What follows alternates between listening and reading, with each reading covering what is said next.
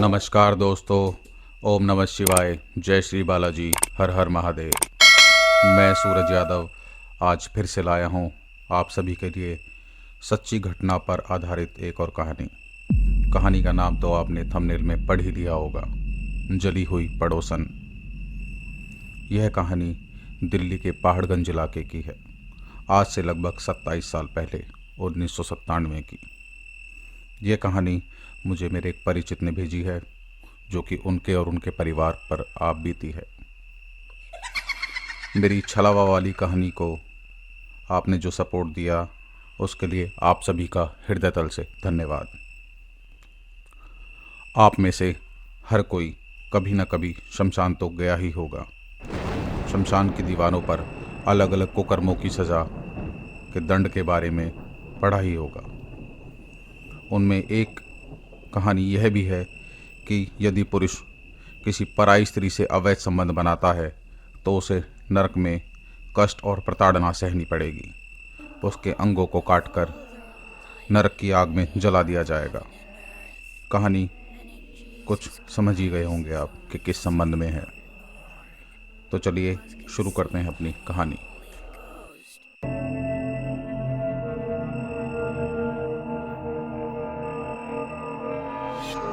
हमारी कहानी शुरू होती है जून 1997 से। इस कहानी में मुख्य 4 किरदार हैं। पहला किरदार मुन्ना। मुन्ना नाम का आदमी इस पहाड़गंज इलाके में नया नया शिफ्ट हुआ होता है। बगल में रहने वाले राम प्रसाद, जो कि इस कहानी के दूसरे किरदार हैं, उन्हीं के ज़िले के थे। उसकी दोस्ती उनसे हो जाती है और कुछ दिनों में ही वो दोनों एकदम भाइयों की तरह रहने लगते हैं। राम प्रसाद के घर में उसकी पत्नी गायत्री, बेटी ज्योति और बेटा सूरज है। वे सभी लोग मुन्ना से काफ़ी घुल मिल गए हैं। कुछ दिन बाद मुन्ना अपने गांव चला जाता है और जब वह वापस आता है तो उसके साथ होती है उसकी नई नवेली दुल्हन। जैसा कि उसका मेलजोल राम प्रसाद के परिवार से बहुत अच्छा था, तो उसकी पत्नी पूनम भी राम प्रसाद की पत्नी गायत्री की पक्की सहेली बन जाती है। धीरे धीरे वो लोग काफ़ी क्लोज आते चले जाते हैं। सब कुछ बहुत अच्छा चल रहा था। मुन्ना और पूनम की शादी को अभी सिर्फ 3 ही महीने बीते थे कि उनके बीच में छोटी छोटी लड़ाइयाँ शुरू हो गईं। लड़ाइयों का एक कारण, जो मुख्य कारण था, वो ये था कि मुन्ना की शादी पूनम से उसकी मर्ज़ी के खिलाफ़ कराई गई थी। क्योंकि मुन्ना का परिवार गांव में रहता था तो गांव में ही रिश्ता तय हो गया। मुन्ना शहर में रहने वाला लड़का और पूनम गांव में रहने वाली, बिल्कुल गांव के संस्कारों से पली बड़ी एक सीधी सादी गांव की सुंदर लड़की। सुंदरता तो ठीक थी, लेकिन क्योंकि कम पढ़ी लिखी होने और गांव के व्यवहार को, जो उसका गांव का व्यवहार था, उसकी वजह से मुन्ना उसे बिल्कुल भी पसंद नहीं करता था। शादी के 2-3 महीने तो जैसे तैसे बीत गए, लेकिन उनके बीच में लड़ाइयाँ शुरू हो चुकी थी। और 2-3 महीने बीतते हैं तो पूनम को पता चलता है कि वह मुन्ना के बच्चे की माँ बनने वाली है। आज पूनम बहुत खुश थी। पूनम सोचती है कि आज शाम को तो सारा लड़ाई झगड़ा ख़त्म हो जाएगा। जैसे ही इन्हें पता चलेगा ना कि मैं इनके बच्चे की माँ बनने वाली हूँ, देखना ये सारी सब कुछ भूल जाएंगे और बस आज से हमारे बीच सब कुछ ठीक हो जाएगा। शाम को मुन्ना आता है काम पे से। पूनम बताती है कि सुनो, मैं तुम्हारे बच्चे की माँ बनने वाली हूँ, अब तो खुश हो ना तुम? मुन्ना कहता है हाँ हाँ ठीक है, और कोई खास रिस्पॉन्स नहीं देता उसे। पूनम सोचती है कि इतनी बड़ी बात होने के बावजूद भी आज मुन्ना ने सही तरीके से जवाब, इतने खुश भी नहीं हुए, पता नहीं क्या हुआ। पूछती है तुम ठीक तो हो? ऐसा क्यों कर रहे हो? हमारे जीवन में इतनी बड़ी खुशी आई है और तुम लग नहीं रहा कि खुश हो। बोला हाँ मैं खुश तो हूँ, अब क्या नाचूं? कोई बात नहीं। पूनम अपने मन को दबोच कर बैठ जाती है। और दिन बीतने लगते हैं। 2-3 महीने और बीतते हैं। पूनम अब लगभग 6 महीने की प्रेग्नेंट हो चुकी थी। उनके बीच में लड़ाइयाँ इतनी ज़्यादा होने लगी थी कि उसका पति मुन्ना उसका चेहरा भी देखने को पसंद नहीं करता था। वह जब भी घर आता बहुत लेट आता, खाना बाहर से ही खा के आता और सो जाता। कभी कभी तो वो 3-3 4-4 दिन घर आता ही नहीं था। पूनम के मन में अब थोड़ा थोड़ा शक होने लगा था। देखिए, स्थिति ऐसी ही है कुछ। एक औरत प्रेग्नेंट है, उसे पता है कि उसके पति की शादी उसकी मर्ज़ी के खिलाफ़ हुई है, वो उसे पसंद भी नहीं करता है, और अब तो उसने घर आना भी छोड़ दिया था। उसके मन में शक था कि कहीं इनका संबंध बाहर किसी पराई औरत के साथ तो नहीं, इनकी कहीं कोई दूसरी पत्नी तो नहीं है। उसके मन में ऐसी ही बातें चलती रहती थी। लेकिन पूनम का दिन तो किसी तरीके से गायत्री के साथ बातचीत करते हुए कट जाता था। गायत्री एकदम उसका ख्याल बड़ी बहन की तरह रखा करती थी। तो दिन में तो उसे ऐसी कोई खास याद नहीं आती थी अपने पति की कि वो क्या कर रहा होगा, ये है वो है, क्योंकि दिन जानते हैं कि दो औरतें जब बातें करने बैठती हैं तो सब भूल जाती हैं। उसका दिन किसी तरीके से कट जाया करता था। लेकिन रात को उसे जैसे ही अपने घर में अकेली, अब देखिए किसी के घर दिन भर तो बैठ सकते हैं, लेकिन ये तो नहीं कि रात को भी उसके घर ही रह जाएं। उसके पति को आए हुए 3-4 दिन हो चुके थे, वो 3-4 दिन से घर नहीं आया था। तो आज का दिन गायत्री के लिए बहुत महत्वपूर्ण था, बहुत इम्पोर्टेंट दिन था गायत्री के लिए। क्यों? क्योंकि आज गायत्री की सालगिरह थी। जैसे ही पूनम को पता चलता है कि उनकी सालगिरह है तो उनके घर में उनकी हेल्प करने के लिए चली जाती है। काम वाम करवाने के बाद वो अपने घर आती है थोड़ा रेस्ट करने के लिए, तो उसके पीछे पीछे गायत्री की बेटी ज्योति उसके साथ साथ आ जाती है। गायत्री की 6 साल की बेटी। 6 साल का बच्चा जानते हैं कि बहुत चंचल होता है। बोला, आंटी मैं आपके साथ चलूं? तो हाँ बेटा चल, घर में मैं रेस्ट कर लूँगी तो खेल लेना, यहाँ तो काम चल रहा है घर में, तो वहाँ खेल लेना। पूनम को एक किताब में कुछ दिन पहले एक लेटर मिला था। क्योंकि पूनम इतनी पढ़ी लिखी नहीं थी और वो ठीक से पढ़ नहीं पाती थी, तो उसने ज्योति को बोला कि बेटा क्या ये कागज़ तुम पढ़ दोगे, इसमें क्या लिखा है? अब ज्योति पढ़ने में बहुत तेज़ थी, तो ज्योति उस कागज़ को पढ़ के सुनाती है। असल में वो कागज़ कुछ और नहीं, उसके पति का प्रेम पत्र होता है जो किसी और औरत ने उसके लिए लिखा होता है। उसके अंदर कुछ ऐसी बातें थीं जो मैं आपको नहीं बता सकता। सुनते सुनते सुनते पूनम रोने लगती है। इस छोटी सी बच्ची ज्योति को तो पता भी नहीं था कि वो क्या बता रही है, क्या पढ़ रही है। वो सिर्फ पढ़ना जानती थी, उसका मतलब उसके समझ में नहीं था। और वो थोड़ी देर में पूछती है, पूनम आंटी क्यों रो रही हो तुम? क्या हुआ? मैंने सही से नहीं पढ़ा क्या? बोला, नहीं नहीं बेटा, तूने सही से पढ़ा। अब एक काम कर, तू अपने घर जा और खेल जाकर। उसी शाम को उसका पति आता है लगभग 5-6 बजे। आज 4-5 दिन के बाद वो आया है। पूनम गुस्से में एकदम लाल। पूनम आते ही मुन्ना से बोलती है, ये सब क्या देख रही हूँ मैं? ये किसका लव लेटर है? ये किससे संबंध है तुम्हारा बाहर? ये क्या है? क्या क्या लिखा हुआ है इसके अंदर? मुन्ना बोलता है तो क्या करेगी तू? मैं तेरे साथ वैसे भी खुश नहीं हूँ। जब मेरा तेरे से कोई मतलब नहीं है तो मुझसे दूर रहा कर थोड़ा सा। और हाँ, दे इस लेटर को। उनके बीच में बहुत चिल्लम चिल्ली होती है, बहुत लड़ाई होती है। इतनी ही पूनम कहती है, अगर तुम मुझसे खुश नहीं हो तो मैं मर ही जाती हूँ फिर। तो आप जानते हैं गुस्से में आदमी कुछ भी कहता है। और कुछ भी क्या, मुन्ना तो चाहता ही नहीं था बिल्कुल कि वो उसके साथ रहे। मुन्ना कहता, हाँ हाँ मर जाना, तो मुझे क्या फ़र्क पड़ता है तुझसे, ऐसा बोल के वो बाहर चला जाता है। पूनम बहुत ही सेंटिमेंटल टाइप की लड़की थी, बहुत ही साधारण लड़की। अब उसे दिख गया कि मेरा कोई नहीं है आगे पीछे। जिसके पीछे मैं चल के आई हूँ वो तो किसी और के संबंध में है, और उसे मेरे जीने मरने से भी कोई फ़र्क नहीं पड़ता, ना मेरा बच्चा होने से कोई फ़र्क पड़ता। तो उसने ठान लिया कि अब मैं आत्महत्या कर लूँगी। वह अपना गेट अंदर से बंद करती है और पूरे घर में मिट्टी का तेल छिड़क कर आग लगा देती है। जैसे ही आग लगती है और आग वो चिल्लाने लग जाती है। जब शरीर जलता है तो चाहे आप अपनी मर्जी से आत्महत्या कर रहे हो, आपने अपनी मर्जी से आग लगाई हो, लेकिन देखिए जब दर्द होता तो आदमी चिल्लाता तो है ही। वो बहुत तेज तेज चिल्लाने लगती है।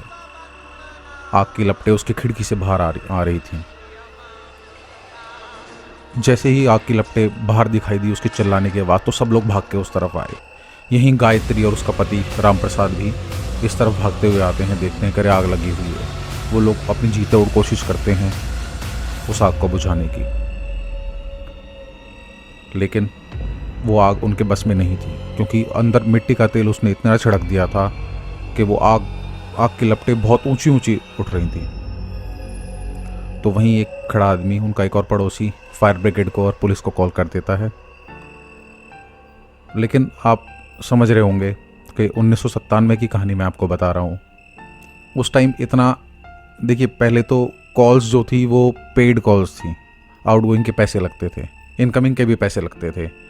तो उस समय कोई इतना जल्दी से फ़ोन अपना निकालना पसंद नहीं करता था, किसी किसी के पास फ़ोन हुआ करता था।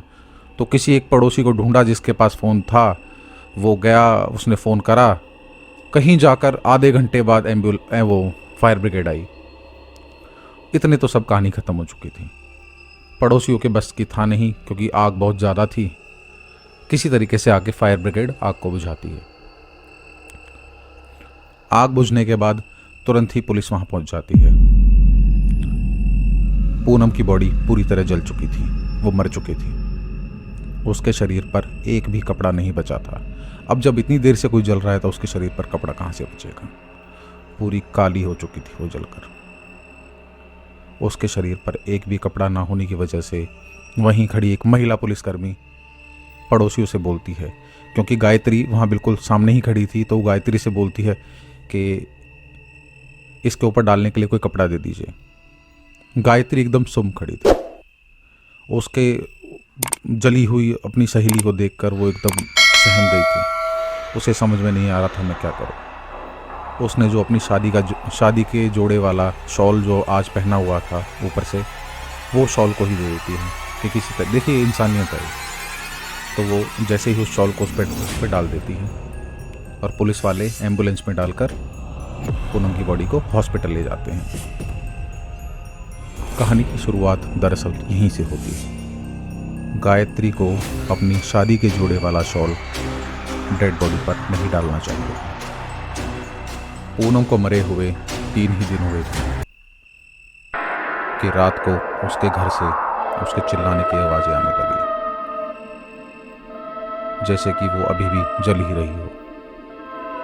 और ये आवाज़ सिर्फ गायत्री को नहीं, अगल बगल सारे पड़ोसियों को आ रही थी। सब समझ चुके थे पूनम की आत्मा अभी भी उस घर में ही है।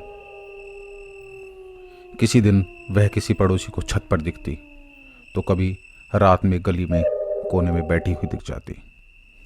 यह सिलसिला ऐसे ही चलता रहा। एक दिन शाम को 8 बजे एक और पड़ोसन, शंपा की मम्मी, गायत्री के घर आकर बोलती हैं कि बहन, क्या आज तुम मेरे घर पर मेरे साथ रुक सकती हो? तो गायत्री पूछती है, क्यों, क्या हो गया? कि मेरा घर बिल्कुल पूनम के सामने वाला घर है, उसके घर से इतनी चिल्लाने की आवाज़ें आती हैं, आज मुझे कुछ ज़्यादा ही डर लग रहा है। तो क्या तुम मेरे साथ मेरे घर रुक जाओगी आज रात को? आज तुम्हारे पति भी नहीं है यहाँ पर। तो बोलती है, हाँ हाँ कोई बात नहीं, चलो तुम्हारे घर चलते हैं। जैसे ही वो उसके घर में एंटर करने वाली होती हैं दोनों, वैसे ही लाइट चली जाती है। तो शंपा की मम्मी माचिस ढूंढकर मोमबत्ती जलाने लगती है। जैसे ही मोमबत्ती जलाई, वैसे ही घर में एक कोने में बैठी हुई, वही जली हुई हालत में पूनम उन्हें दिखाई दी जाती है। सफ़ेद आंखें, जला हुआ काला शरीर, कहीं से खून, मतलब बिल्कुल जला हुआ शरीर। जला हुआ शरीर आप इमेजिन करिए कैसा होता होगा, जो लगभग 1 घंटे तक आग में झुलसा था। उसी हालत में पूनम उनको दिखाई देती है। तभी अचानक से मोमबत्ती बुझ जाती है और शंपा की मम्मी के गालों पर कोई बहुत तेज तेज तमाचे मारना शुरू कर देता है। बहुत तेज तेज थप्पड़ उसके गालों पर पड़ते हैं। कोई आवाज़ नहीं आ रही है, सिर्फ शंपा की मम्मी के चिल्लाने की आवाज़ आ रही है और उन थप्पड़ों की आवाज़ आ रही है। इस बीच गायत्री कहाँ थी? जैसे ही ऐसी चिल्लाने की आवाज़ें आती हैं तो कुछ पड़ोसी इकट्ठा होकर के टॉर्च वॉर्च लेकर जैसे ही उसके घर पहुंचते हैं तो देखते हैं कि एक कोने में शंपा की मम्मी ऐसे चिल्ला रही है जैसे उसे कोई मार रहा है, और दूसरी तरफ बेड पर गायत्री बेहोश पड़ी है।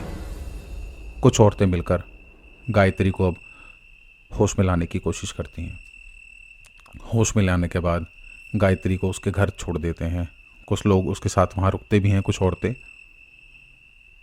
लेकिन गायत्री जैसे ही उठती है तो उसकी आवाज़ और बोलने का लहजा बिल्कुल बदल चुका था।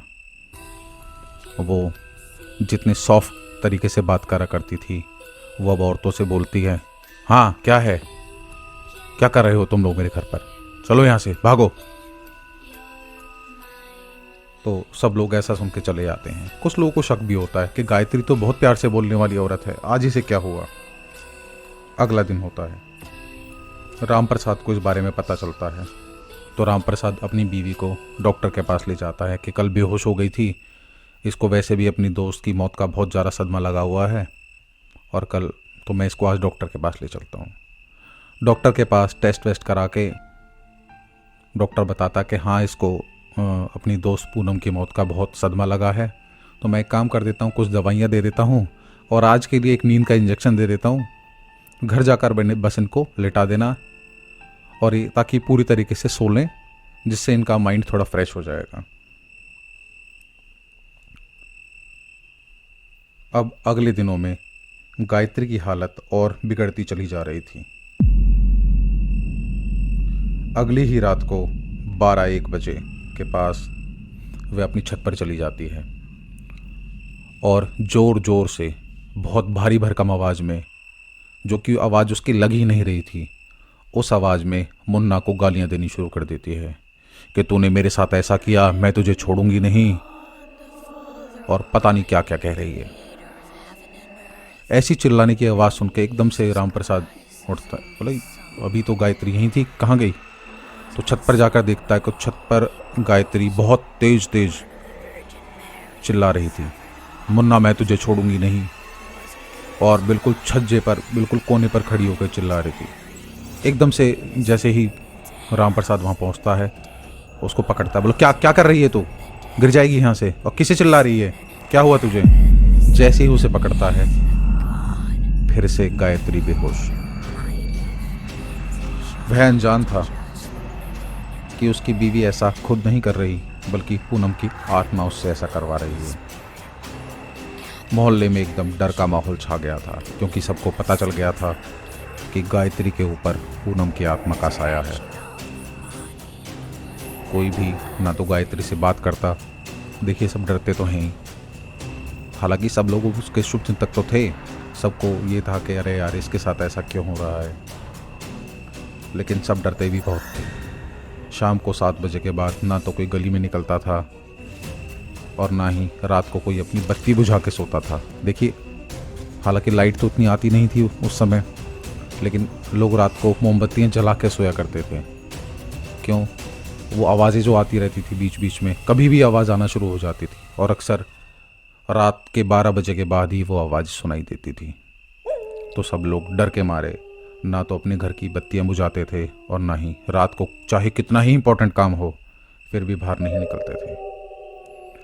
अब पूनम की मौत को 1 महीना बीत जाता है। वहीं मुन्ना अपनी उसी प्रेमिका से शादी करके उसे अपने घर ले आता है। अब तो पड़ोसियों को भी पूरा यकीन हो गया था कि पूनम की आत्महत्या का कारण यह दूसरी औरत ही है, इसी की वजह से उसने आत्महत्या करी थी। कितना बेशर्म आदमी है ये मुन्ना। मुन्ना अपनी दूसरी पत्नी को भी राम प्रसाद के घर मिलाने के लिए लेके जाता है। जैसे ही वे घर में घुसता है तो देखता है ड्राइंग रूम के फर्श पर बैठी गायत्री सब्जी काट रही थी। वो उन्हें नमस्ते बोलता है कि नमस्ते भाभी जी। मुन्ना और उसकी नई पत्नी को देखते ही गायत्री की सांसें चढ़ने लग जाती है। वह बहुत तेज तेज से सांसें लेने लग जाती है।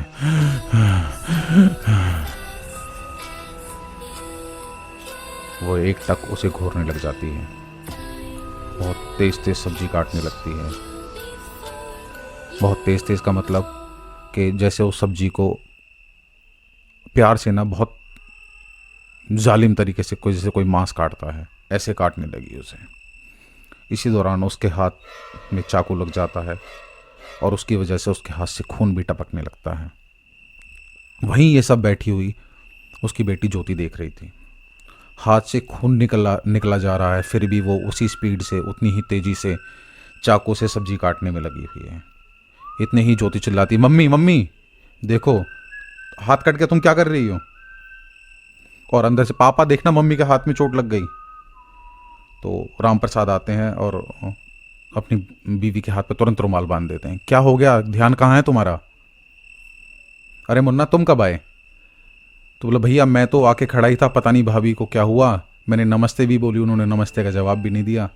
तो राम प्रसाद बोलते हैं एक काम करो, तुम अभी अपने घर जाओ और बाद में बात करते हैं, मैं ज़रा इसकी पट्टी वट्टी करा के लेके आता हूँ। तो राम प्रसाद जाके तुरंत बगल वाले डॉक्टर के यहाँ उसकी पट्टी करवा कर ले आता है और रास्ते में ही अपनी बीवी को बोलते हुए कि क्या ध्यान कहाँ रहता है तुम्हारा आजकल, क्या करती रहती हो? अपना हाथ काट लिया, हाथ सब्जी में खून खून कर दिया, तुम्हें दर्द नहीं हो रहा था क्या? कोई नहीं। वो लोग घर आते हैं। अब गायत्री के दिमाग में, क्योंकि गायत्री के दिमाग क्या, पूनम के दिमाग में, क्योंकि पूनम की आत्मा उसके शरीर में है, वो उसी तरीके से ज़ोर ज़ोर से सांसें ले रही है। घर आते के साथ उसका फिर वही रूप शुरू हो गया। वो उसने पूरा घर तहस नहस कर दिया सिर्फ एक चीज़ ढूंढने में। सोचिए वो क्या ढूंढ रही होगी। वो ढूंढ रही थी अपना वही लाल शॉल। सारे कपड़े उसने उखाड़ के फेंक दिए, यहाँ वहाँ, अलमारी, बेड, उसने कुछ भी जगह नहीं छोड़ी, सारे कपड़े, पूरा घर ऐसा कर दिया जैसे जंगल। राम प्रसाद पूछता, अरे क्या ढूंढ रही हो, बताओ तो सही। मैं अपना लाल वाला शॉल ढूंढ रही हूँ, एक भारी आवाज में गायत्री राम प्रसाद को बोलती है। लाल वाला शॉल? अरे वो तो तुमने उस दिन पूनम के ऊपर डाल दिया था ना, पागल हो क्या, भूल गई इतनी जल्दी? बोली नहीं, मैं उसे ढूंढ कर ही छोड़ूंगी। यह देखकर राम प्रसाद को बहुत गुस्सा आ जाता है। उसने पूरे घर को तहस नहस कर दिया था। वो गायत्री पर आज हाथ उठा ही देता है और उसे बहुत मारता है। तो पागल हो गई है लग रहा है, तेरे दिमाग खराब हो गया है, याद नहीं तूने उस दिन वो शॉल पूनम के ऊपर डाल दिया था? साली पागल हो गई है क्या बिल्कुल? और उसे और मारने लगता है।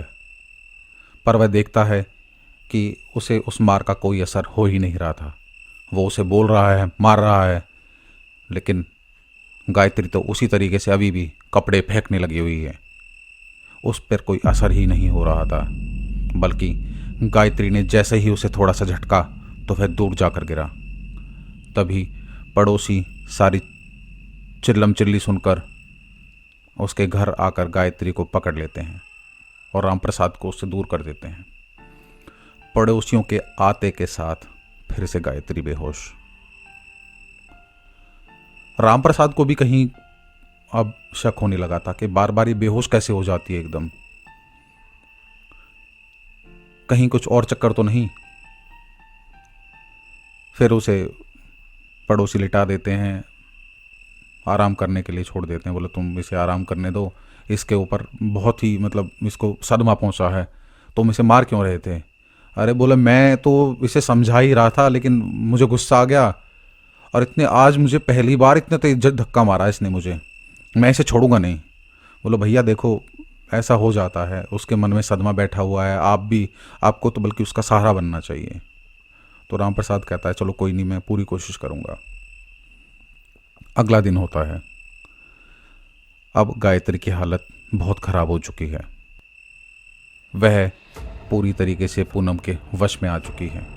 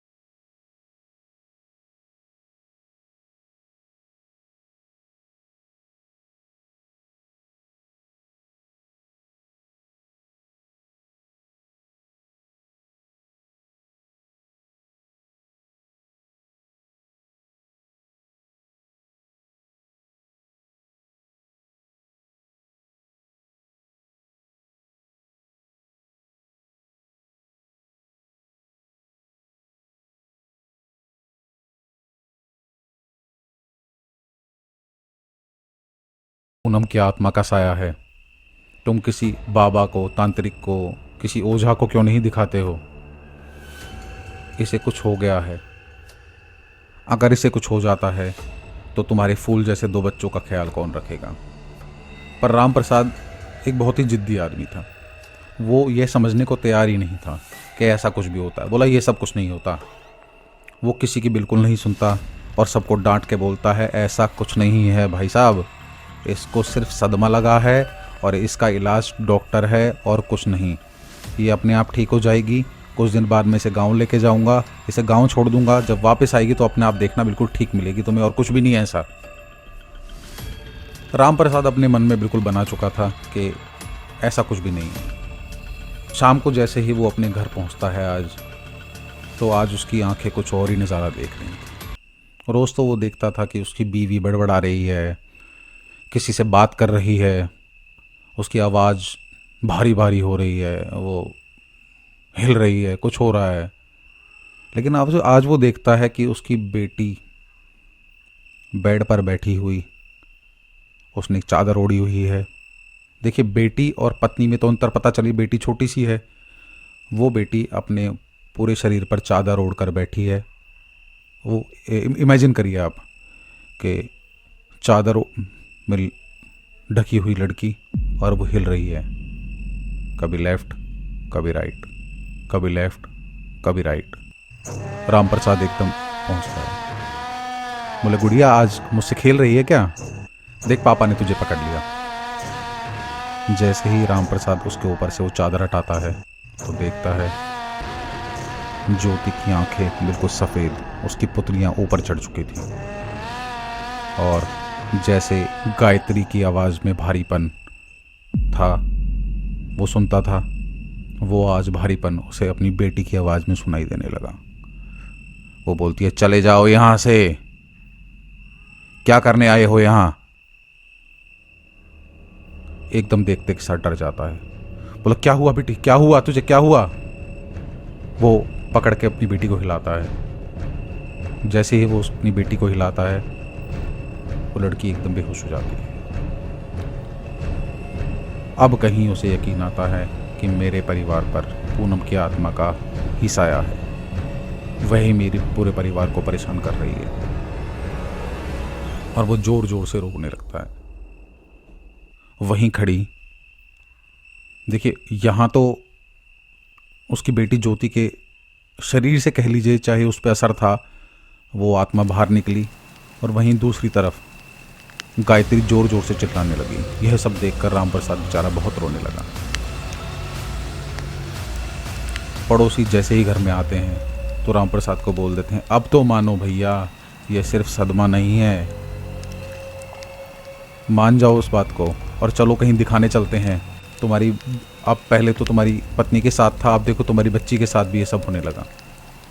राम प्रसाद को कुछ समझ नहीं आ रहा था। लेकिन वहीं पड़ोस में खड़ी हुई शंपा की मम्मी, वो तुरंत अपने घर जाती हैं और क्योंकि उनका संबंध पहले से ही गायत्री के परिवार से था तो वो क्या करती हैं, गायत्री की बहन को कॉल कर देती हैं। जैसे ही गायत्री की बहन को पता चलता है वो सुबह होते ही अपने पति को लेकर उसके घर पहुंचती है।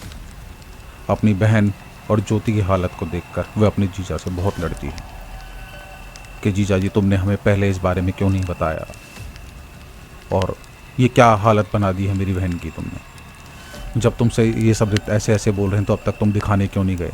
राम प्रसाद बोलता कि मुझे बिल्कुल भी ऐसा यकीन नहीं था कि ऐसा हो जाएगा, मैं तो सोचता था इसे सिर्फ सदमा ही लगा होगा। उसकी बहन 1 मिनट की भी देरी करे बिना उस सीपी में जो हनुमान मंदिर है उसके बगल में रहने वाले एक बाबा के पास ले जाती है। पुजारी बाबा को उसकी बहन पहले से ही जानती थी क्योंकि वह हर मंगलवार को हनुमान जी के दर्शन करने के बाद उन बाबा का आशीर्वाद लेने जरूर जाती थी। वो गायत्री को उन बाबा की कुटिया में ले जाती है जहाँ पहले से ही बहुत भीड़ लगी हुई थी क्योंकि आज मंगलवार के दिन बाबा जी लोगों की ऐसी ही परेशानियों का समाधान करते थे। उनकी कुटिया में हनुमान जी की एक छोटी सी मूर्ति भी विराजमान थी। जैसे ही गायत्री हनुमान जी की मूर्ति के आगे बिठाई जाती है वह जोर जोर से चिल्लाने लगती है, छोड़ दो मुझे, मैं किसी को नहीं छोड़ूंगी। बैठे बैठे ही ज़मीन से एक एक फुट कूदने लगती है, अपना सिर धरती पर मारने लगती है। इतने ही बाबा कुछ मंत्रों का उच्चारण शुरू कर देते हैं और गायत्री के माथे पर एक केसरिया तिलक लगा देते हैं, जैसा कि आपने हनुमान जी का रंग देखा होगा। और पूछते हैं, बताओ तुम इस औरत को क्यों परेशान कर रही हो? बोलो कौन हो तुम? उसके थोड़ी देर जिद दिखाने के बाद बाबा हनुमान जी से प्रार्थना करते हैं कि हे भगवान, इस औरत को इस आत्मा के चंगुल से छुड़वाओ, इसका छुटकारा करो भगवान। और हाथ जोड़कर आंखें बंद कर कर भगवान से विनती करने लग जाते हैं। तभी गायत्री के अंदर जो पूनम की आत्मा थी वह चिल्लाने लगती है, मैं कहीं नहीं जाऊंगी इसे छोड़कर, यह तो मेरी सबसे पक्की सहेली है, इसी के जरिए तो अपना बदला लेना है मुझे, मैं कहीं नहीं जाऊंगी। पूनम की आत्मा बाबा जी के आगे अपनी सारी बात चिल्ला चिल्ला कर बता देती है। सब समझने के बाद बाबा जी उसे समझाते हैं कि तुम्हारे ऐसा करने से गायत्री के परिवार को बहुत कष्ट हो रहा है पूनम। तुम खुद ही कह रही हो कि तुम्हारी वह सबसे अच्छी सहेली है, देखना तुमने क्या हालत कर दी है अपनी सहेली की और इसकी फूल जैसी बच्ची की। मैं मानता हूँ कि तुम्हारे साथ गलत हुआ है, लेकिन इसने थोड़ी गलत किया है तुम्हारे साथ, तुम इसे क्यों परेशान कर रही हो? जिसने तुम्हारे साथ गलत किया, अगर तुम उसको परेशान करती तो मैं बिल्कुल तुमसे कुछ नहीं कहता, लेकिन अगर तुमने गायत्री और इसकी बेटी को नहीं छोड़ा, इनका पीछा नहीं छोड़ा, इन्हें परेशान करना नहीं छोड़ा, तो मैं भगवान बजरंगबली की कृपा से तुम्हें नष्ट कर दूंगा, तुम्हें जला दूंगा। इन दोनों को छोड़ दो। और बाबा मंत्रों का उच्चारण करना शुरू कर देते हैं। लगभग 10-15 मिनट बीतने के बाद पूनम की आत्मा गायत्री के शरीर को छोड़ने के लिए तैयार हो जाती है। जाते जाते बोलती है कि मैं यहाँ से तो जा रही हूँ, को छोड़ने के लिए तैयार हो जाती है। फिर भी बाबा जी एक बार उससे पूछते हैं कि तूने गायत्री को ही परेशान क्यों किया? तो वो बोलती है, मुझे इससे जुड़ने का एक तरीका मिल गया था, क्योंकि इसने अपनी शादी वाला शॉल मेरी लाश पर डाला था।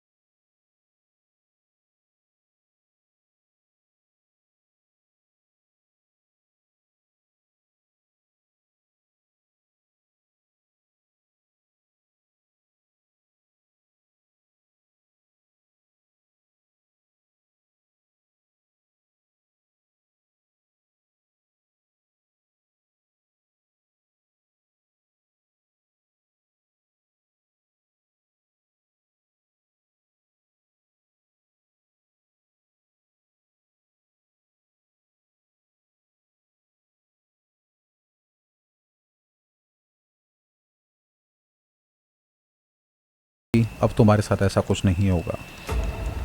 अब गायत्री का परिवार सुख से जीवन बिताने लगा। अब ना तो गायत्री को कोई आवाज़ सुनाई देती थी और ना ही किसी पड़ोसी को पूनम दिखाई देती थी, लेकिन अब आवाज़ें आने शुरू हो गई थी मुन्ना की प्रेमिका के चिल्लाने की। यही सिलसिला बहुत दिनों तक चलता रहा। अब रात को 12 बजे 1 बजे चिल्लाती उसकी प्रेमिका थी, बचाओ बचाओ मुझे बचाओ, मेरे शरीर में ऐसा लग रहा है कि मुझे मेरा शरीर फटने वाला है। अब पड़ोसियों को पता चल चुका था कि अब जिसकी वजह से गलत हुआ है, अब गलत उसके साथ हो रहा है। तो किसी को भी कोई डर नहीं था, क्योंकि सब ने ये स्टोरी सुनी ली थी कि भाई उसने कहा था कि अब मैं किसी और को परेशान तो नहीं करूँगी, लेकिन मैं सिर्फ अपना अस्तित्व जाहिर करना चाहती थी कि मैं हूँ। और अब वो उसकी प्रेमिका को परेशान करने लगी। यह बात बहुत दिनों तक ऐसी चलती रही। मुन्ना अपनी प्रेमिका से बहुत परेशान हो चुका था कि इसके भी वही ड्रामे शुरू हो गए, पता नहीं कैसी कैसी हरकतें करती है, लेकिन उसे पता तो था ही कि ऐसा कर क्यों रही है। वो लोग वहाँ से न घर छोड़कर चले जाते हैं। उसके बाद उन्हें कभी किसी ने नहीं देखा, न ही किसी को पता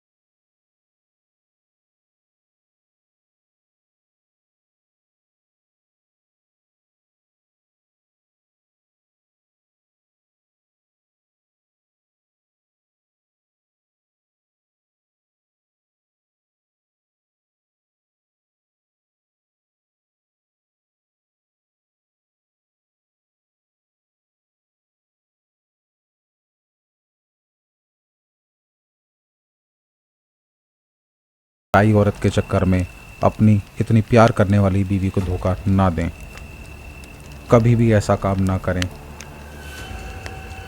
भगवान कभी कभी ऐसे कुकर्म की सज़ा, ऐसे कुकर्म का फल नरक की बजाय इस पृथ्वी लोक पर ही दे देता है। और हाँ, एक बात का और ध्यान दें कि कभी भी अपनी शादी के जोड़े में से कुछ भी किसी लाश पर ना डालें,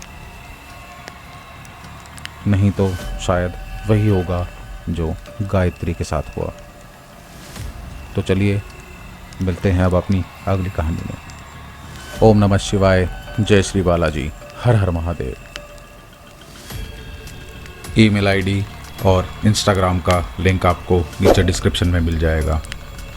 और हाँ, जिसने कहानी सुनी और सब्सक्राइब नहीं किया, याद रखना ये भूत रात को आपके पास ज़रूर आएंगे।